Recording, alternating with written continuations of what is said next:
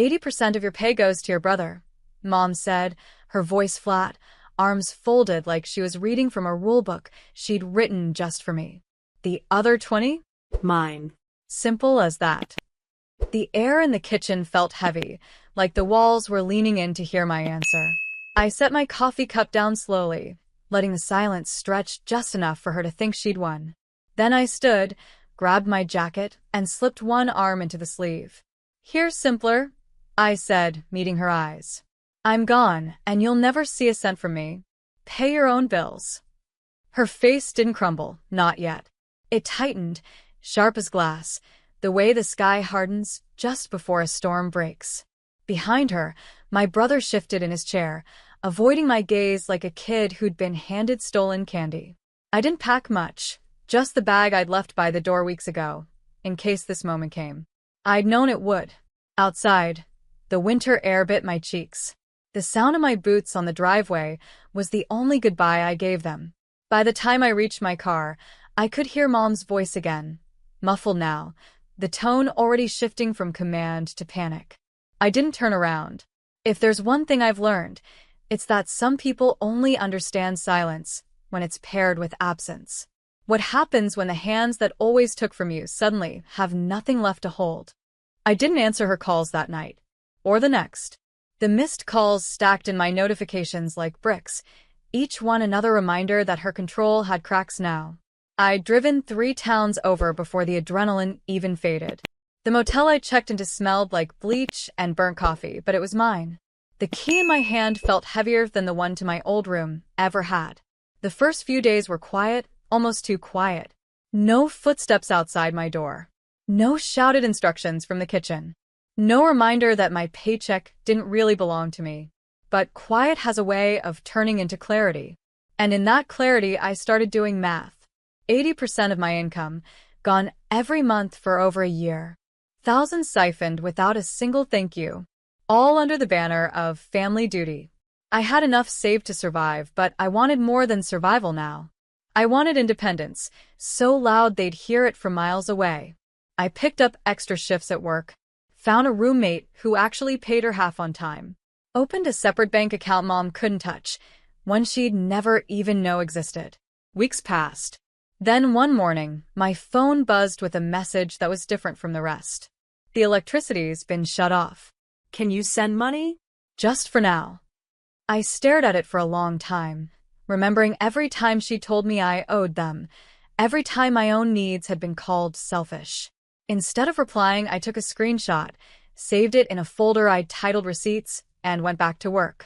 Because I had a feeling this was only the beginning, and when the end came, I wanted to have every word, every plea, documented. Sometimes the best revenge isn't cutting someone off all at once. It's letting them feel, drip by drip, what life is like without you. 2 weeks later, the calls turned into voicemails. First, Mom's voice was sharp, ordering me to stop acting childish. Then, it softened into pleading. By the 4th message, she was crying not because she missed me but because the water had been shut off, too. I listened to each one once, saved them, and never called back. Every time my phone lit up with her name, it was like a little reminder that her grip on me had finally slipped. I'd built a new routine. Work, home, peace. No guilt hanging in the air. No one tallying up what I owed. The money I kept for myself wasn't just numbers in an account. It was proof I could stand on my own. Then my brother called. I almost didn't answer, but curiosity got the better of me. His voice was quieter than I'd ever heard it. "They're talking about selling the house," he said. "It's bad, Marissa. She thought you'd step in. You always did before." That last part made me smile, not in joy, but in recognition. Yes, I always had. And that's why they'd believed I always would. I didn't tell him I'd already checked public records, that I knew the mortgage was behind, that the bank had already filed the first notice. Instead, I said, "I'm sorry you're going through that," and let the silence hang. He waited for me to offer something, money, advice, anything. I offered nothing. When we hung up, I sat there for a long time, the hum of my fridge filling the room. It wasn't satisfaction I felt. It was something quieter. A sense that, For the first time, they were living in the reality they'd created. And I knew this was only going to get worse for them. The next letter didn't come to my phone, it came to my mailbox. Plain white envelope. My mother's handwriting. No return address, but I didn't need one. Inside was a single sheet of paper. No, dear Marissa. No, love, Mom. Just, we're losing the house. I know you're angry, but this is your family. We need $19,400 to catch up.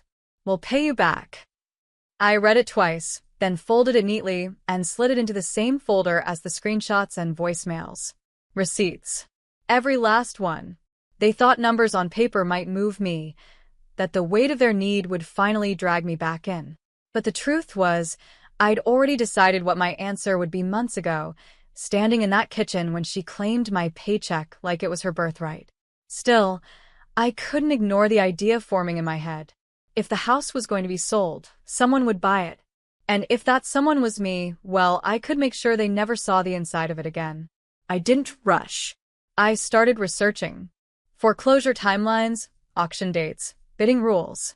Every detail that would make it possible to turn their power grab into my quiet victory. At work, I picked up overtime. Not because I needed the money immediately, but because I liked the thought of paying for this move entirely on my own, without touching a dime they'd ever had access to. By the end of the week, I had a plan. Not to save them. Not to bail them out. But to make sure the ending to this story belonged to me. I tucked the letter back into its envelope, sealed it with tape, and wrote one word on the front in black marker. Noted. Then I placed it at the bottom of my desk drawer, where it would stay until the day I'd need to remember exactly why I did what came next. The auction date was set for a Wednesday morning. Public. No sentimental speeches. Just numbers, paddles, and signatures. I arrived early, hair tucked into a low bun, dressed in a plain blazer that made me look like just another quiet bidder. Nobody glanced twice. When the property list flashed on the screen, my eyes locked on the address I knew by heart. The house where I'd poured my income into someone else's comfort. The kitchen where they'd told me, without flinching, that my work, my time, my money belonged to them. The bidding started low. I kept my hand still at first, letting others jump in, watching the price climb. When it hit a number that made half the room hesitate, I raised my paddle. One bid. The room shifted. A man across from me countered. I didn't blink. I raised again. And again. It became a rhythm, his hesitation, my certainty. Until finally, the auctioneer's voice cut the air. Sold. Gavel down. The papers were in my name before noon. No co-signers. No shared ownership. No loopholes that could ever put it back in their hands. I walked out into the sunlight, holding the folder, like it was the deed to my own freedom. Because it was. That night, I drove past the house. Lights on in the living room. Shadows moving behind the curtains. They had no idea yet, but they would. And when they did, I wasn't going to gloat. I wasn't going to yell. I was simply going to hand them the truth, the same way they once handed me my bags. It happened 3 days later. I was sipping coffee at my kitchen table when my phone buzzed, not with a call, but with a photo from an unknown number. It was the front door of the house. A bright red notice taped across it. Change of ownership. Vacate by month's end. Before I could even type a reply, Mom's name lit up my screen. I let it ring once, twice, then answered. "It's you," she said, no question in her voice, just accusation. "Yes," I replied calm. Her words tumbled over each other. "You can't do this, Marissa. We're your family. We took care of you." I almost laughed. "You took from me," I said. "There's a difference." Silence. Then the sound of her breathing, heavy and uneven. "What do you want?" she finally asked. It was the same question I'd asked myself in the weeks leading up to this. And the answer had never been money. It was this moment. The shift. Her realizing she no longer held anything over me. "I want you out," I said simply. End of the month. After that, the locks change. I could hear her choke back something, anger or tears, I couldn't tell. "You'll regret this," she said. But I knew better. Regret was waking up every day in that house, Working hours I'd never get back, just to hand my life over to people who saw me as a resource instead of a person. This was release. When I hung up, I saved the call recording to my receipts folder. Because one day, I might want to remember exactly how freedom sounded. The final week came faster than I expected. Every time I drove past the house, there were more boxes stacked on the porch, more furniture leaning against the rail. They were packing in silence now, no yelling, no music, no signs of the family that once filled every corner.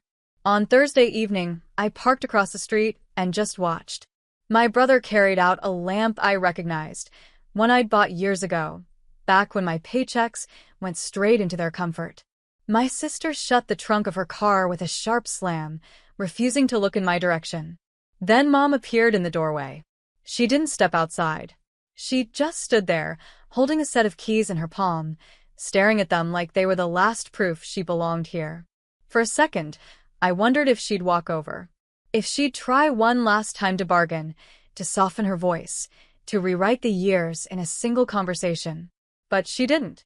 She just turned, disappeared inside, and came back with another box. By Friday night, the place was nearly empty.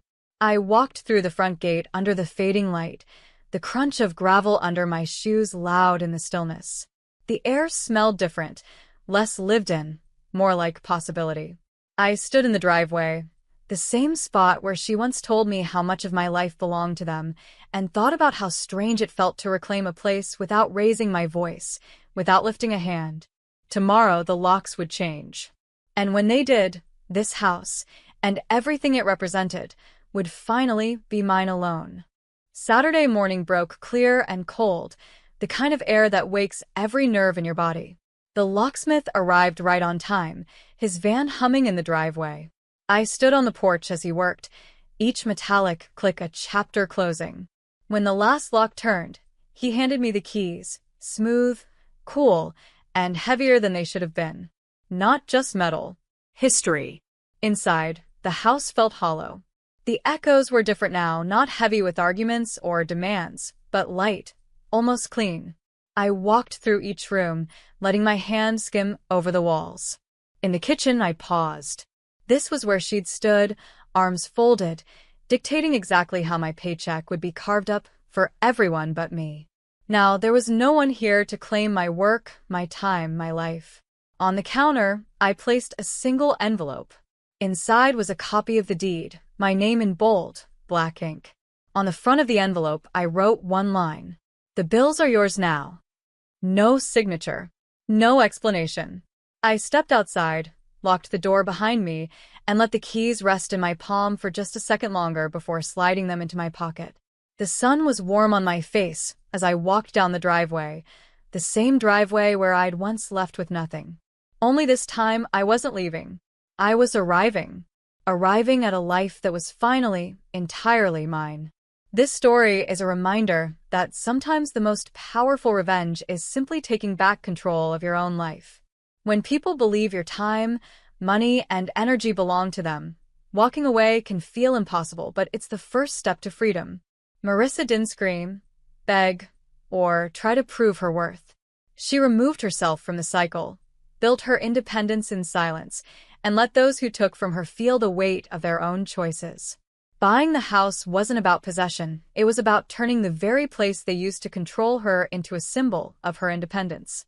It showed that revenge doesn't have to be loud or cruel. It can be quiet, legal, and absolute. In the end, she didn't need their approval or even their understanding. She needed her life back, and she claimed it. If you've ever been used, underestimated, or told you owe someone who only takes from you, remember, your boundaries are not selfish. Your success doesn't need their permission.